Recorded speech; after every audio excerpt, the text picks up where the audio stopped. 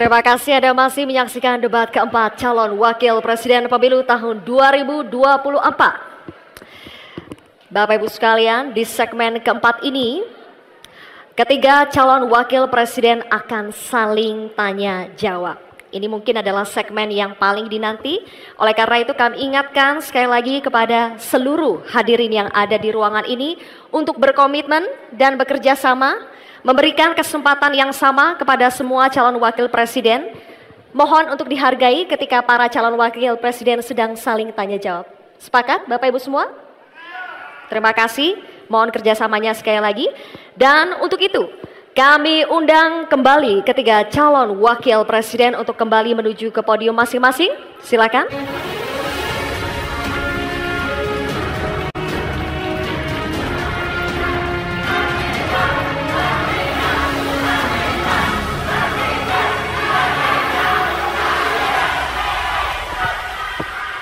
Baik, Bapak-bapak, cukup. Ini adalah segmen tanya jawab. Jawaban akan ditanggapi oleh calon wakil presiden penanya dan selanjutnya akan direspon kembali oleh calon wakil presiden yang menjawab. Sebelumnya, kepada para calon wakil presiden, kami informasikan kembali untuk melakukan tanya jawab sesuai dengan tema debat pada malam hari ini, yakni pembangunan berkelanjutan dan lingkungan hidup, sumber daya alam dan energi, pangan, agraria, masyarakat adat, dan desa. Jika menggunakan singkatan atau terminologi, mohon diberikan penjelasannya agar pertanyaannya jelas dan dimengerti oleh calon wakil presiden lainnya. Kami informasikan juga untuk dalam penyampaiannya tetap berada di podium. Ya, dan pada segmen ini, kesempatan pertama akan kami berikan kepada calon wakil presiden nomor urut 1, Bapak Muhaimin Iskandar, untuk bertanya kepada calon wakil presiden nomor urut 2, Bapak Gibran Rakabuming Raka. Bapak Muhaimin, waktunya 1 menit dimulai saat Bapak berbicara. Silakan. Terima kasih. Pak Gibran, Indonesia ini terdiri dari berbagai bioregional, di mana kita harus betul-betul mengerti agar pembangunan kita tepat sasaran dan bisa tumbuh dengan baik. Pertanyaannya, bagaimana strategi Anda melaksanakan pembangunan berbasis bioregional itu agar keadilan iklim terjaga, keadilan sosial terwujud, keadilan ekologi terlaksana dengan baik, keadilan antar generasi juga terwujud, sekaligus keadilan sosial. Mohon dijelaskan. Waktunya masih ada 17 menit. Apakah akan dipergunakan? 17 detik. Cukup. 17 detik maksud kami? Cukup. Cukup Pak Muhaimin, baik. Kini kami persilakan calon wakil presiden nomor urut 2 Bapak Gibran Rakabuming Raka untuk menjawab. Waktunya 2 menit dimulai saat Bapak berbicara. Silakan. Gus Muhaimin ini lucu ya. Menanyakan masalah lingkungan hidup, tapi itu kok pakai botol-botol plastik itu. Padahal saya, Pak Ganjar, Prof Mahfud pakai botol kaca. Itu gimana itu komitmennya? Botol plastik semua itu. Tapi nggak apa-apa. Kita kembali lagi ke topik ya. Intinya di sini kita sudah berkomitmen untuk yang namanya pembangunan tidak boleh lagi Jawa sentris. Harus mulai Indonesia sentris. Kemarin Gus Muhaimin menolak IKN, tidak apa-apa, akan kita lanjutkan dan akan kita perkuat IKN itu. Sekali lagi, yang namanya pembangunan yang masif harus memperhatikan aspek lingkungan, sosial, dan keberlanjutannya. Kita pastikan mencari titik tengah, sekali lagi, titik tengah, titik keseimbangan. Membangun hilirisasi industri, tapi harus memperhatikan lingkungan hidup. Menggenjot produktivitas para petani, sektor maritim, tapi juga harus menjaga keseimbangan alam. Pastikan sekali lagi AMDAL, analisa lingkungan, sustainability report bisa tersajikan dengan baik, dan pastikan menggandeng pengusaha-pengusaha lokal, UMKM lokal. Jadi tidak besar sendiri, tapi ikut membesarkan yang lain. Intinya adalah anggaran ini dipakai untuk kesejahteraan rakyat, pemerataan pembangunan itu penting. Dan sekali lagi, pembangunan yang masif harus memperhatikan sisi-sisi lingkungan hidup. Karena sekali lagi, yang namanya bencana kekeringan, banjir, kenaikan air laut, ini ancamannya sudah ada di depan mata. Dan ini adalah ancaman yang sangat nyata. Terima kasih. Baik, ini kami persilakan. Nanti ada waktunya. Nanti ada waktunya. Cukup. Cukup. Kami persilakan calon wakil presiden nomor urut 1 Bapak Muhaimin Iskandar untuk menanggapi. Waktunya 1 menit Bapak di saat berbicara akan dimulai. Silakan. Pertanyaan saya tidak terjawab sama sekali. Karena di undang-undang kita juga dinyatakan bahwa potensi bioregional kita itu adalah bahwa wilayah nasional kita itu bukan terbagi bukan saja sekedar karena politik dan administrasi, tetapi ekosistem lingkungannya ada, sekaligus juga komunitas masyarakat yang tumbuh juga menjadi pertimbangan. Sehingga Papua misalnya, jangan pernah salah dalam membangun Papua. Papua harus berbasis pemerataan dan keadilan yang sempurna. Maluku misalnya, dengan kekuatan maritimnya, Maluku menjadi bioregional untuk pengembangan ekonomi kelautan dan perikanan. Jawa misalnya, keberlanjutan pembangunan yang menumbuhkan potensi ekonomi secara pertumbuhan. Baik, waktunya habis Pak Muhaimin. Kami persilakan calon wakil presiden nomor urut 2 Bapak Gibran Rakabuming Raka untuk merespon tanggapan dari Bapak Muhaimin Iskandar. Waktunya 1 menit. Kami persilakan. Katanya tidak menjawab pertanyaan, tapi Gus Muhaimin malah ngomongin pemerataan pembangunan. Itu kan tadi yang saya omongin, Gus. Pemerataan pembangunan yang tidak lagi Jawa sentris, harus Indonesia sentris. Pembangunan IKN sebagai simbol transformasi pembangunan Indonesia, Papua, dan lain-lain. Itu kan tadi udah saya jawab. Intinya sekali lagi, pembangunan tidak boleh lagi Jawa sentris, harus lebih memperhatikan masyarakat terutama yang ada di luar Jawa, biar bisa merasakan akses konektivitas yang lebih baik lagi, menurunkan inflasi, menurunkan Gini rasio, meningkatkan peluang kerja, menumbuhkan titik pertumbuhan ekonomi baru. Itu tadi kan udah saya jawab, Gus. Mungkin Gus Muhaimin juga tidak paham dengan pertanyaan yang diberikan ke saya. Mungkin itu kan dapat contekan itu dari Pak Tom Lembong mungkin ya. Terima kasih. Masih ada waktu, Pak Gibran, cukup? Tenang. Tenang. Cukup. Bisa kami minta kerjasamanya? Baik, baru saja kita simak bersama calon wakil presiden nomor urut 1 dan 2 saling bertanya jawab. Selanjutnya, calon wakil presiden nomor urut 2 Bapak Gibran Rakabuming Raka bertanya ke calon wakil presiden nomor urut 3 Bapak Mahfud MD. Bapak Gibran, waktu Anda 1 menit dimulai saat Bapak berbicara. Silakan. Bagaimana cara mengatasi greenflation? Terima kasih.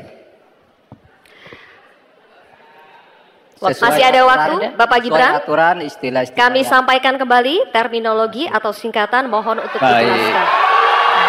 Enggak, tunggu.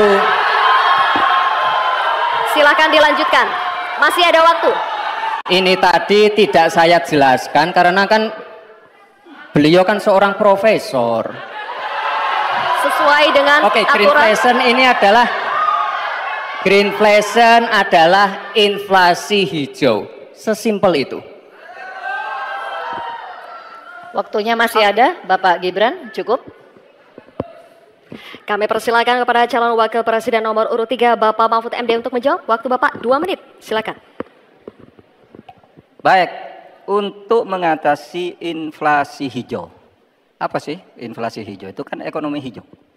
Ekonomi hijau itu adalah ekonomi sirkuler, ya, di mana sebuah proses pemanfaatan produk ekonomi, pangan misalnya, atau apa, produksi apapun, diproduksi, kemudian dimanfaatkan, di recycle, bukan dibuat. Jadi bukan barang itu lalu dibiarkan mengganggu ekologi. Nah, Saya punya cerita. Kalau bicara soal recycle seperti ekonomi hijau, saya merasa berbangga sebagai orang Madura. Karena orang Madura itu yang pertama dulu mempelopori ekonomi hijau, ekonomi sirkuler.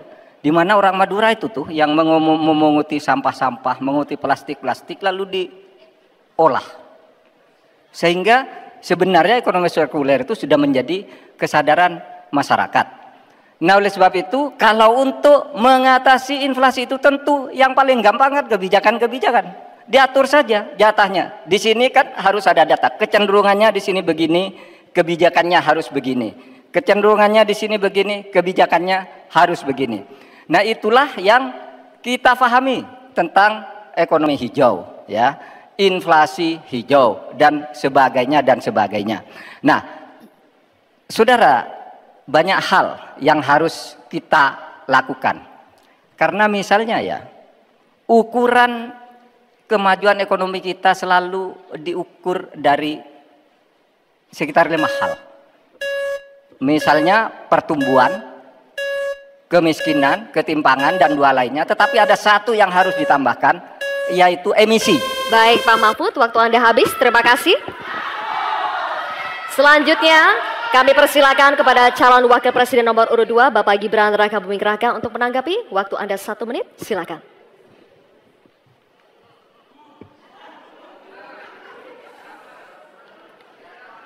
Saya lagi nyari jawabannya Prof Mahfud. Saya nyari-nyari di mana ini jawabannya. Kok nggak ketemu jawabannya. Saya tanya masalah inflasi hijau kok malah menjelaskan ekonomi hijau. Prof Mahfud, yang namanya greenflation atau inflasi hijau itu ya kita kasih contoh yang simpel aja. Demo rompi kuning di Prancis. Bahaya sekali. Sudah memakan korban. Ya, ini harus kita antisipasi, jangan sampai terjadi di Indonesia. Kita belajar dari negara maju. Negara maju aja masih ada tantangan-tantangannya. Intinya transisi menuju energi hijau itu harus super hati-hati.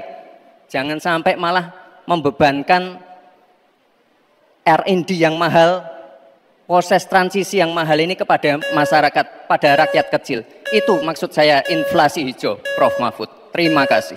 Masih ada waktu Pak Gibran? Cukup? Baik. Terima kasih. Kita lanjutkan dulu. Nanti akan ada waktunya untuk memberikan support. Kita lanjutkan dulu Bapak Ibu. Terima kasih. Kita teruskan ya. Kami persilakan calon wakil presiden nomor urut 3 Bapak Mahfud MD untuk merespon tanggapan dari Bapak Gibran Rakabuming Raka. Waktu Bapak 1 menit dimulai ketika Bapak berbicara. Silakan. Saya juga ingin mencari itu jawabannya ngawur juga itu. Gila ini. Ngarang-ngarang ndak karuan, mengkaitkan dengan sesuatu yang tidak ada, gitu ya. Begini loh, kalau akademis itu gampangnya kalau bertanya yang kayak gitu-gitu tuh recehan, gitu. Recehan. Oleh sebab itu tidak layak dijawab menurut saya. Dan oleh sebab itu saya kembalikan saja ke moderator. Ini tidak layak dijawab pertanyaan kayak gini. Tidak ada ini jawabannya. Terima kasih. Cukup buat Pak Mahfud? Masih ada waktu Bapak? Saya kembalikan. Cukup ya? Baik. Saya kembalikan. Tidak ada gunanya menjawab. Ya. Baik. Bapak Ibu, demikianlah tadi interaksi saling tanya jawab antara calon wakil presiden nomor urut 2 dengan calon wakil presiden nomor urut 3. Terima kasih. Baik, Bapak Ibu, kita lanjutkan ya sesinya. Kita selesaikan dulu. Kali ini giliran calon wakil presiden nomor urut 3 dan nomor urut 1 untuk saling bertanya jawab. Diawali dengan calon wakil presiden nomor urut 3, Bapak Mahfud MD. Untuk bertanya kepada cawapres nomor urut 1, Bapak Muhaimin Iskandar. Waktunya 1 menit, Pak Mahfud, dimulai dari saat Bapak berbicara. Silakan. Ya, Pak Muhaimin, calon wakil presiden yang terhormat. Pada tahun 2014 kita berada di posisi yang berbeda. Saya menjadi ketua timnya Pak Prabowo, Pak Muhaimin di timnya Pak Jokowi waktu itu. Ada pertanyaan dari Pak Jokowi pada tanggal 5 Juli 2014 kepada Pak Prabowo. Pertanyaannya begini, Pak Prabowo, saat ini kita dihadapkan dengan bencana ekologis yang salah satunya disebabkan oleh kerusakan hutan. Laju penggundulan hutan di negara kita tertinggi di dunia. Nah, saat ini situasinya sama dengan tahun 2014 seperti yang kita diskusikan sejak tadi. Apakah Pak Muhaimin setuju bahwa kita telah gagal menghentikan kerusakan hutan dan juga food estate sesuai dengan penilaian Walhi dan Greenpeace? Waktunya habis. Selesai. Terima kasih. Kami persilakan calon wakil presiden nomor urut 1 Bapak Muhaimin Iskandar untuk menjawab. Waktunya 2 menit dimulai saat Bapak berbicara. Silakan. Yang patut untuk bisa menjadi alat ukur adalah bahwa dari seluruh rencana mengurangi deforestasi itu adalah berapa prestasi untuk melakukan penghijauan atau reforestasi. Sampai hari ini saya setuju dengan Pak Mahfud, tidak ada keseriusan dan kesungguhan untuk itu. Bahkan mau menyediakan pangan nasional saja, kenapa tidak melibatkan petani? Malah juga melakukan penggundulan hutan dan gagal lagi. Karena apa? Karena tidak melibatkan masyarakat adat setempat, juga tidak melibatkan para petani, bahkan merusak keanekaragaman hayati kita. Sehingga menurut saya ini soal keberpihakan Pak Mahfud. Keberpihakan kepada pembangunan yang berbasis keberlanjutan. Di mana kita tidak akan main-main dengan soal ini. Ini soal nasib generasi. Prinsipnya satu, keadilan. Keadilan ekologi harus nomor 1. Jangan pernah membiarkan keadilan ekologi ini tidak terlaksanakan dengan baik. Yang kedua, keadilan iklim. Yang ketiga, keadilan antar generasi. Komitmen keadilan ini termasuk komitmen keadilan agraria, keadilan sosial, nggak dijalankan sama sekali karena memang apa? Tidak ada komitmen dan kesungguhan. Konstitusi sudah ada, anggaran juga punya, kemudian undang-undang juga banyak. Sekali lagi, komitmen dan kemauan sungguh serta tidak abai terhadap tugas dan tanggung jawab sebagai pemerintah. Oleh karena itu nanti kalau amin dipercaya, insya Allah yang paling pokok adalah kesungguhan, komitmen untuk melaksanakan konstitusi dengan sungguh-sungguh, berpihak kepada rakyat dan lingkungan, bukan berpihak kepada investor ataupun pengusaha. Waktunya masih cukup Pak Muhaimin. Baik. Kini kami persilakan Cawapres nomor urut 3 Bapak Mahfud MD untuk menanggapi. Waktunya 1 menit. Baik. Mulai dari saat berbicara, silakan. Pak Muhaimin, ke depan itu menurut saya pemerintah perlu melaksanakan 2 putusan Mahkamah Konstitusi yang dulu saya yang membaca vonis itu dan mengetokkan palunya. Pertama, mengakui aktivis lingkungan itu sebagai subjek hukum. Itu putusan MK. Sekarang ini kalau orang bicara lingkungan ditangkap. Nah, itu berbahaya bagi kelangsungan lingkungan hidup kita. Lalu yang kedua, saya juga udah pernah tuh membuat putusan Mahkamah Konstitusi dan saya sendiri yang ngetok palunya agar definisi hutan adat itu betul-betul dibedakan dari definisi hutan negara. Karena definisi hutan adat yang sering dipakai sekarang itu sering menyingkirkan masyarakat adat dari lingkungan hidupnya. Selesai. Waktunya habis. Kami persilakan kembali Cawapres nomor urut 1 Bapak Muhaimin Iskandar untuk merespon tanggapan dari Pak Mahfud MD tadi. Waktunya 1 menit dimulai dari saat Bapak berbicara. Silakan. Ya, setuju apa yang disampaikan Pak Mahfud. Inti dari hasil kemerdekaan kita itu kan 2. 1, bahwa pemerintah atau negara mengatur sistem dan tata kelola pemerintahan dan kenegaraan. Yang kedua, mengelola kekayaan dan aset negara kita. Nah, ini yang tidak pernah dilakukan. Dibiarkan aset itu liar, bahkan ada orang yang menguasai 500.000, sementara petani gurem kita sudah hampir 16 rumah tangga petani gurem yang hanya punya tanah setengah hektar. Itu dari segi soal pertanahan. Nah, apalagi jasa para pemangku adat, masyarakat adat yang memiliki banyak jasa sejak sebelum kemerdekaan hingga hari ini menjaga hutan, menjaga lingkungan kita, tetapi tidak pernah diajak dialog. Ada pemaksaan melalui PSN, tidak diajak bicara. Rempang misalnya, itu tidak melibatkan dengan sungguh-sungguh masyarakat di sekitar itu. Terima kasih. Masih ada waktu Bapak? Cukup? Cukup. Baik, oke. Kalau begitu, sesi tanya jawab untuk segmen ini sudah habis. Kita berikan apresiasi untuk ketiga calon wakil presiden kita. Hadirin sekalian, kita akan jeda sejenak dan di segmen selanjutnya ketiga calon wakil presiden akan kembali melakukan tanya jawab. Untuk itu tetap bersama kami di debat keempat calon wakil presiden pemilu tahun 2024.